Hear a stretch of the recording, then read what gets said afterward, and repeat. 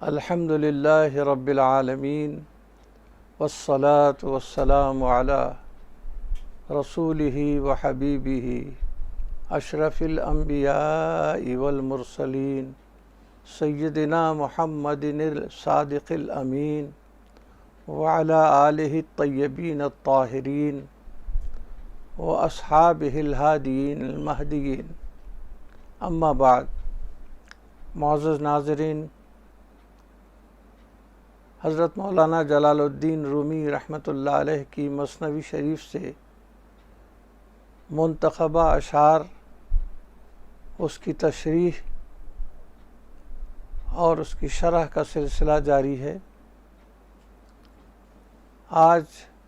حضرت عارف رومی رحمۃ اللہ علیہ نے اپنی مثنوی شریف میں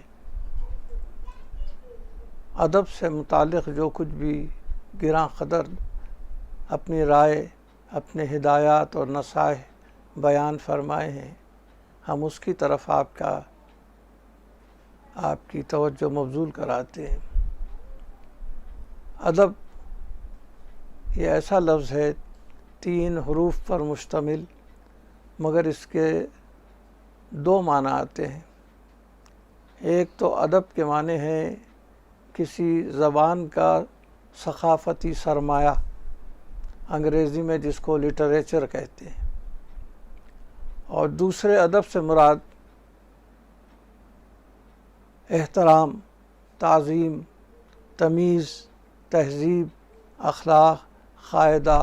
پاس، لحاظ، شعور وغیرہ ہے. جس کے معنی لٹریچر کے ہیں اس ادب کی جمع ادبیات آتی ہے، لیکن جس ادب کے معنی احترام، تعظیم کے ہیں اس کے جمع آداب آتی ہے. انسانی معاشرہ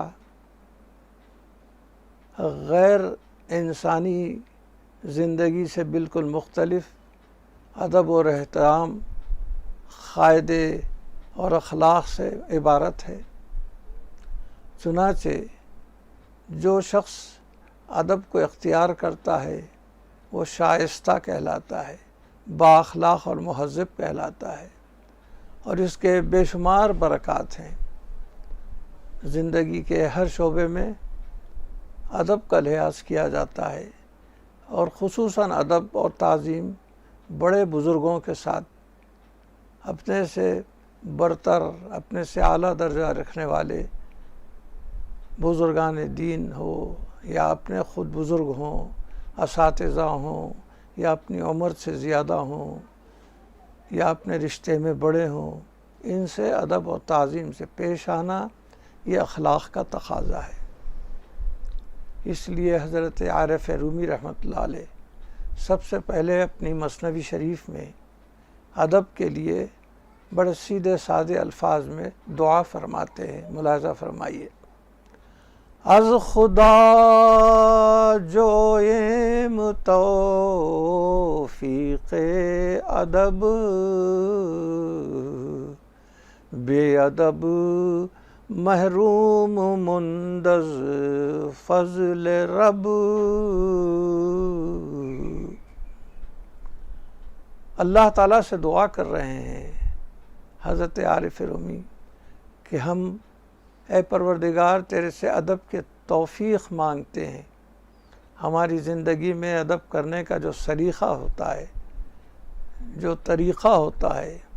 جو شعور ہوتا ہے، اس کی توفیق عطا فرما، اس کا حوصلہ عنایت کر. اس وجہ سے کہ ادب کرنے والے کو اللہ تعالیٰ کی برکات سے سابقہ پڑتا ہے، لیکن بے ادب محروم مند از فضل رب، جو بے ادب ہوتا ہے فضل رب سے محروم ہو جاتا ہے. اس پر اللہ تعالیٰ کا احسان یا اللہ تعالیٰ کی نوازش ہونے نہیں پاتی. اس لیے انسان کو اللہ تعالیٰ کا فضل حاصل کرنا ہے تو ادب کا سلیقہ اختیار کرنا چاہیے، اور بے ادبی اگر اختیار کریں تو خدا کی نوازشوں سے وہ محروم ہو جاتا ہے. اس کی وجہ فرماتے ہیں کہ بے ادبی سے کیا نقصان ہوتا ہے، اس کی طرف توجہ دلا رہے ہیں. فرماتے ہیں: بے ادب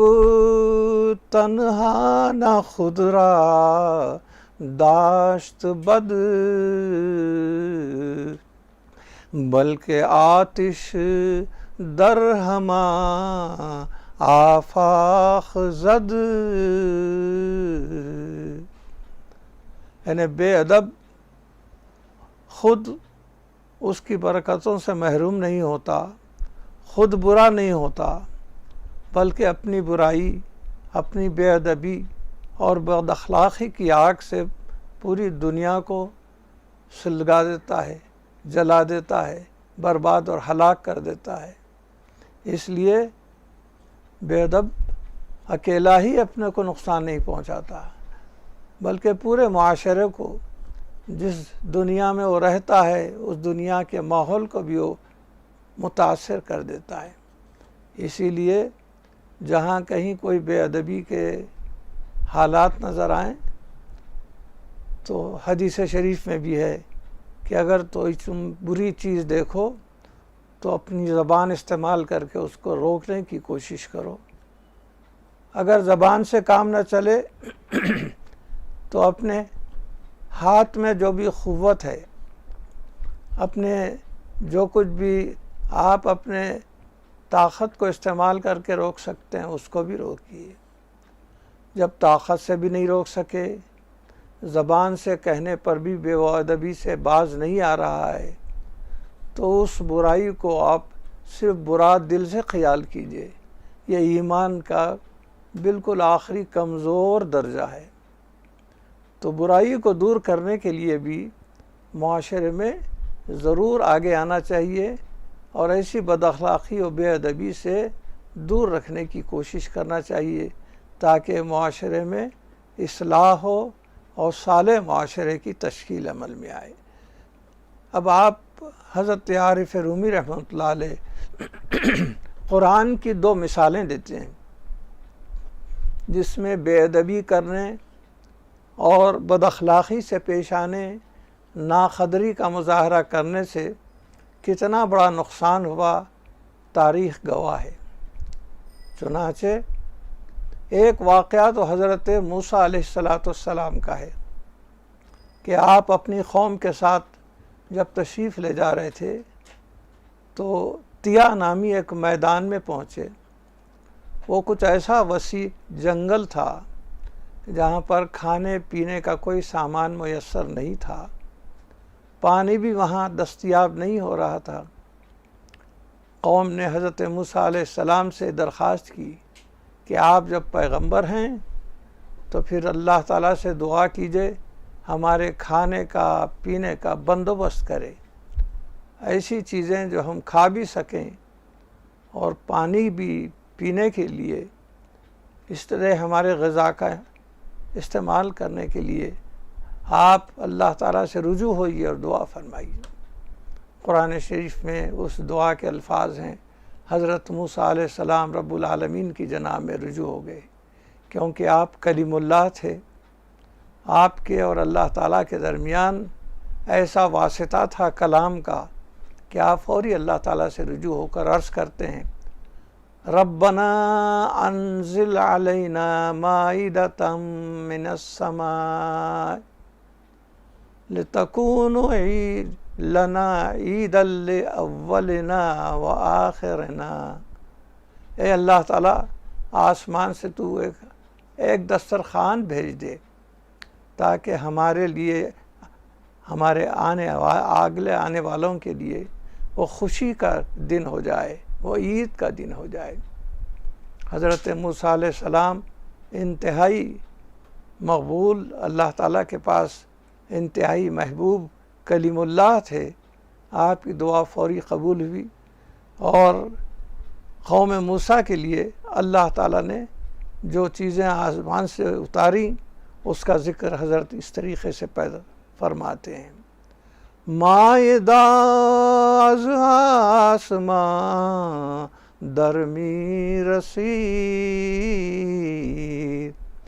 بے شراو بے و بے گفتو شنید۔ اللہ تعالیٰ نے موسیٰ علیہ السلام کی دعا کو قبول فرمایا اور ان کے کھانے پینے کا سامان ایک دسترخوان آسمان پر رکھ کر بھیجا، لیکن اس میں دو چیزیں ان کے غذا کے لیے تھیں جو بڑی لذیذ، ایک تو من اور دوسرے سلوہ۔ من و سلوہ کو اللہ تعالیٰ نے دسترخوان میں رکھ کر بھیجا۔ یہ من کیا ہے؟ دراصل رات میں جب شبنم جم کر سفید ہو جاتی تو اللہ تعالیٰ کے حکم سے وہ ایک لذیذ حلوے میں تبدیل ہو جاتی تھی، یہ تھا من۔ اور سلوہ کیا تھا؟ یہ دریائی چھوٹے چھوٹے پرندے ہوتے ہیں، ان کا گوشت بہت ہی لذیذ اور زود ہضم ہوتا ہے، اس کے کباب بنے ہوئے تھے۔ یہ حلوہ اور یہ کباب دسترخوان پر رکھ کر بھیجے گئے، بہت ہی لذیذ غذا اللہ تعالیٰ کی طرف سے اتری، اور یہ موسیٰ علیہ السلام کی یہ دعا کو اللہ تعالیٰ نے قبول فرمایا۔ لیکن حضرت موسیٰ علیہ السلام نے ان سے خواہش کی کہ دیکھو، جو بھی اللہ تعالیٰ کی نعمت ہے اس سے تم ادب کے ساتھ پیش آؤ، اس کو اٹھا کر مت رکھو، بلکہ جتنا بھی ہوا وقت پر کھا لینا چاہیے، اور اس کے بارے میں کسی قسم کی کوئی شکایت، اللہ سے کوئی شکوہ نہیں کرنا چاہیے، کیونکہ ایک نعمت ہے اور نعمت کے اوپر شکر ادا کیا جاتا ہے، اس کے اوپر کسی قسم کا کوئی شکوہ، کوئی شکایت نہیں کی جاتی۔ لیکن یہ موسیٰ علیہ السلام کی قوم جو ادب سے دور بے ادبی سے پیش آنے لگی، اور ان میں سے چند لوگوں نے بے ادبی کرتے ہوئے اللہ تعالیٰ سے شکوہ شکایت کیا۔ وہ کیا ہے؟ اس شعر میں حضرت فرماتے ہیں، درمیان قوم موسیٰ، درمیان قوم موسیٰ چند کس بے ادب گفتند کو سیر و عدس۔ ان لوگوں نے شکوہ کیا کہ ہم کو عجیب غذا دی گئی ہے کہ اس میں نہ لہسن ہے نہ مسور ہے، ہماری روزمرہ کھانے کی جو غذا ہے اس میں لہسن ڈالنے سے مزے کا ہوتا ہے، سالن مزے کا ہوتا ہے، مسور نہیں ہے، مسور بھی ہم کھاتے ہیں۔ حالانکہ من و سلوہ دونوں اتنی لذیذ غذا کہ کھانے میں حلوے کی جیسی لذیذ غذا، اور پھر ان پرندوں کا گوشت جو انتہائی لذیذ، مزیدار اور زود ہضم، لیکن اس کے باوجود ان لوگوں نے کہا کہ ہمارے آپ جو بھی نعمت بھیجے ہیں وہ اپنی جگہ نعمت ہے، لیکن نہ اس میں ساگ پات ہے، نہ اس میں گیہوں ہے، نہ مسور ہے، نہ پیاز وغیرہ ہے، زمینی غذائیں اس کے اندر شامل نہیں ہیں۔ اگر اس کو زمینی غذاؤں کے ساتھ اتارا جاتا تو بہتر ہوتا تھا۔ اللہ اکبر! اللہ تعالیٰ کی نعمت کو قبول کر کے شکر ادا کرنے کے بجائے اس میں ایک قسم کا عیب نکال کر، اس میں بے باکانہ، گستاخانہ، بے ادبانہ اس کے اوپر تبصرہ کرتے ہوئے اپنی غذا کے اندر ایک عیب انہوں نے پیدا کیا، اللہ تعالیٰ سے شکوہ و شکایت سے پیش آئے، تو رب العالمین کو یہ بہت برا معلوم ہوا، اور ان کی اس غذا کو اللہ تعالیٰ نے بند کر دیا، من اور سلوہ دونوں کے دونوں بند ہو گئے۔ تو حضرت موسیٰ علیہ السلام اسی طرف اشارہ کر کے فرماتے ہیں، منقطع شد خوان و نان از آسمان، مند رنج زرع و بیل و داسمان۔ جو دسترخوان آسمان سے آیا کرتا تھا اس خوان کا آنا بالکل بند ہو گیا، منقطع ہو گیا، اور اس کے بعد ان کو بیٹھے بٹھائے گھر میں بغیر کسی مشقت اور محنت کے آرام کے ساتھ حلوہ بھی ملتا تھا، کھانے کے لیے تلا ہوا بھنا ہوا گوشت ملتا تھا۔ یہ لذیذ غذا کے بجائے اب ان کو محنت کرنا شروع کر، اب ان کو زراعت کھیتی باڑی کاشتکاری کرنے کی ضرورت پیش آئی، ہاتھ میں پھوڑا لینا پڑا، کہیں درانتی لینا پڑا۔ ظاہر ہے کہ زراعت کے لیے کتنی محنت کرنی پڑتی ہے، کتنی مشقت کی ضرورت ہوتی ہے۔ ان کو ان سب چیزوں سے سامنا پڑا، بغیر اس کے کوئی نوالا ان کے پیٹ میں نہیں آتا تھا۔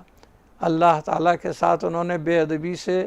بے گستاخانہ انداز میں پیش آنے کی کوشش کی تو اللہ تعالیٰ نے ان کو طرح طرح کی تکالیف میں، مشقتوں میں مبتلا کر دیا۔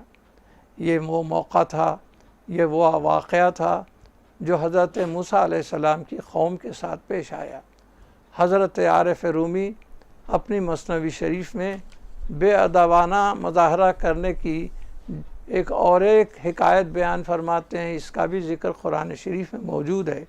اور یہ حضرت عیسیٰ علیہ السلام کی قوم سے ہوا ہے۔ فرماتے ہیں باز عیسیٰ چون شفاعت کرد حق، خواں فرستا دو غنیمت بر طبق۔ عیسیٰ علیہ السلام اللہ تعالیٰ کی جناب میں عرض کرتے ہیں، شفاعت کرتے ہیں کہ رب العالمین ایک ایسا دسترخوان بھیج جس میں غنیمت کی چیزیں ہوں، طبق کے اوپر سجی ہوئی ہوں۔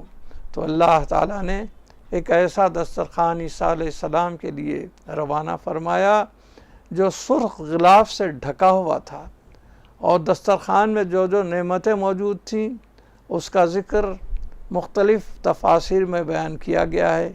کہ روٹی تھی، اس میں ٹھنڈا گوشت، بھنا ہوا گوشت تھا، مچھلی تھی، اس میں سرکہ تھا، شہد موجود تھا، نمک، گھی، پنیر، زیتون، اتنی تمام بہترین نعمتیں اللہ تعالیٰ نے عیسیٰ علیہ السلام کی دعا کو قبول فرماتے ہوئے ان دسترخوان کے اندر بھیجا۔ اور یہ ایک دن نہیں، 2 دن نہیں، بلکہ 40 دنوں تک یہ دسترخوان اترتا رہا، اور ان لوگوں کو یہ ہدایت دی گئی کہ اس میں سے کچھ بچا کر نہ رکھا جائے، روز جو بھی تمہیں اللہ تعالیٰ کی طرف سے عطا کیا جاتا ہے اس کو فوری اس کے ساتھ کھا لیں، اسی دن کے لیے یہ ہے، اس کے بعد اس کو باقی رکھنے کی کوشش مت کرو۔ لیکن ان گستاخیوں کا حساب اور ہی تھا، یہ ایسے بے ادب تھے کہ ان لوگوں نے اس کو اٹھا کر رکھنا شروع کیا، جیسے بھکاری اپنے مال کو بچا کے اٹھا کے رکھتے ہیں۔ چنانچہ عارف رومی فرماتے ہیں باز گستاخ ادب بے گذاشتن، چون گدایاں ذلہا برداشتن۔ عیسیٰ علیہ السلام کی قوم اور آپ کی امت کے بھی ایسے بے ادب اور گستاخ لوگ اللہ کی ہدایت کے خلاف اس دسترخوان پر آئی ہوئی چیزیں اٹھا کر رکھنے لگے، بچا کر باقی رکھنے لگے۔ ایک دن کا بچا ہوا مال دوسرے دن کھانے کے لیے، جیسے بھکاری فقیر لوگ کرتے ہیں کہ کچھ کھانے کو ملا تو تھوڑا کھا لیتے ہیں اور اٹھا کے رکھتے ہیں، حالانکہ اللہ تعالیٰ کی نعمت ایسی ہے کہ وہ ختم ہونے والی نہیں، اور ان کو ہدایت دی گئی کہ اس کو باقی مت رکھو، بچا کے مت رکھو۔ لیکن بعض لوگوں نے اس کو بچا کر رکھا۔ اللہ تعالیٰ نے جب ان گستاخوں کا یہ عمل دیکھا تو 40 دن کے بعد اس دسترخوان کو اللہ تعالیٰ نے روک دیا۔ یہ بھی جیسے وہاں پر حضرت موسیٰ علیہ السلام کی قوم کے ساتھ معاملہ ہوا تھا کہ ان کو من و سلوہ کی جو نعمتیں عطا کی جاتی تھیں وہ بند کر دی گئیں۔ عیسیٰ علیہ السلام کی امت کے لیے بھی جو طرح طرح کی نعمتوں کا ایک دسترخوان 40 دن تک اترتا تھا، جس میں روٹی، بھنا ہوا گوشت، مچھلی، سرکہ، شہد، نمک، گھی، پنیر، زیتون، ایسی ایسی پیاری چیزیں تھیں، اور لذیذ قسم کی کھانے اس میں موجود رہتے تھے۔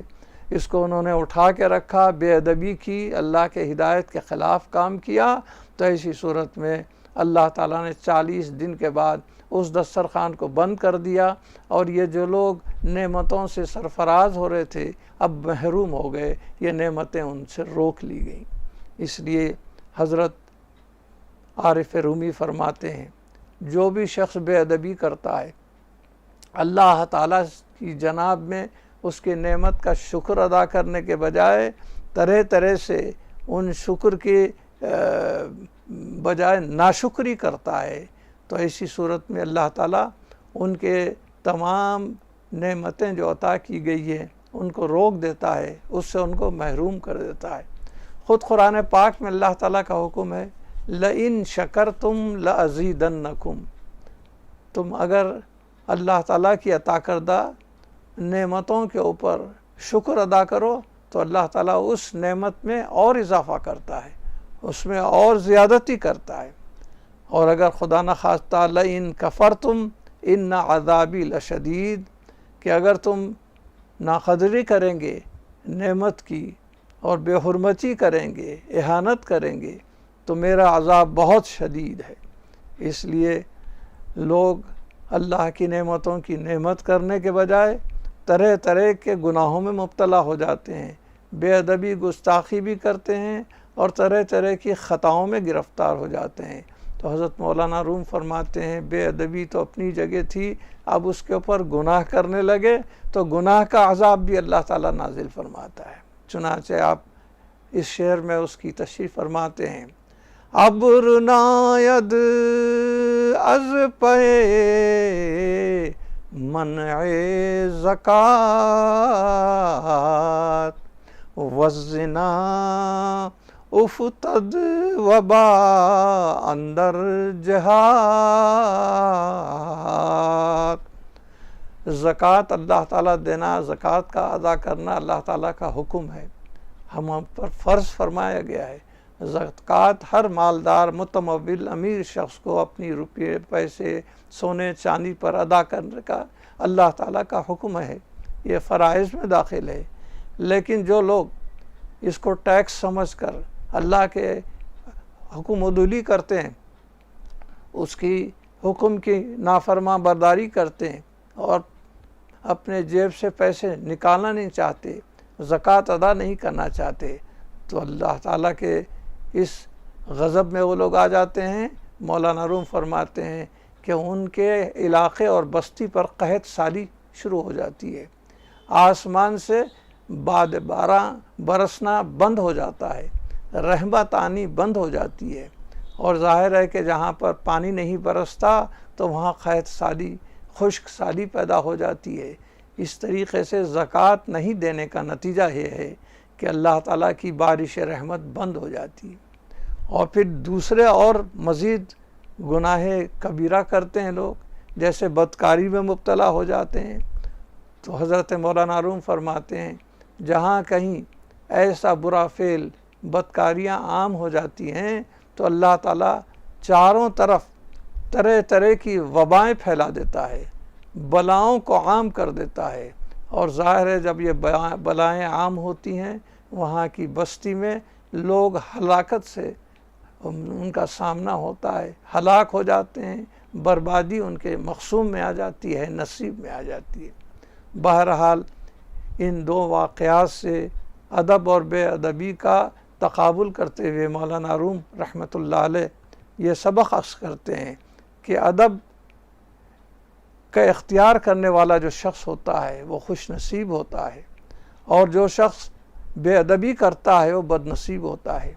اسی لیے ایک مثل بھی مشہور ہے، با ادب با نصیب، بے ادب بے نصیب۔ یہی نہیں بلکہ ادب کرنے والے کو دیکھنے میں اگر آپ اس کے ادب کو دیکھیں گے تو بہت پسند کریں گے، کیونکہ وہ مہذب، شائستہ اور با اخلاق نظر آتا ہے، اور ادب کے ثمرات اور اس کے برکات سے اللہ تعالیٰ اس با ادب شخص کو نوازتا ہے، اس کو طرح طرح کی برکتیں ملتی ہیں۔ اس کے برخلاف بے ادبی سے معاشرے کو نقصان پہنچتا ہے، وہ ایک خود بے ادب اپنا نقصان نہیں کر لیتا بلکہ پورا معاشرہ اس کے اندر طرح طرح کے فتنہ و فساد میں مبتلا ہو جاتا ہے۔ اور حضرت موسیٰ علیہ السلام کی قوم کا، عیسیٰ علیہ السلام کی قوم کا حضرت نے دونوں واقعات بیان کر کے بتا دیا کہ بے ادبی کرنے سے موسیٰ علیہ السلام کی قوم پر من و سلوہ بند ہو گیا،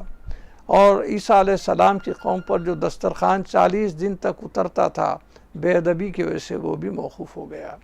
اور پھر زکوٰۃ نہ ادا کریں تو اس کا نتیجہ قحط سالی ہوتا ہے، اور بدکاری وغیرہ جب عام ہوتی ہے تو اللہ تعالیٰ بلاؤں کو اور طرح طرح کی وباؤں کو عام کر دیتا ہے، جس کا نتیجہ ہلاکت ہے۔ لہٰذا حضرت مولانا روم نے ان اشعار میں ہم کو یہ نصیحت فرمائی ہے کہ ادب والے بن جاؤ، با ادب بنو تو تم خوش نصیب ہوں گے، اور اگر بے ادبی سے پیش آئیں گے تو بد نصیبی تمہارے نصیب ہوگی، تمہاری مقدر ہو جائے گی۔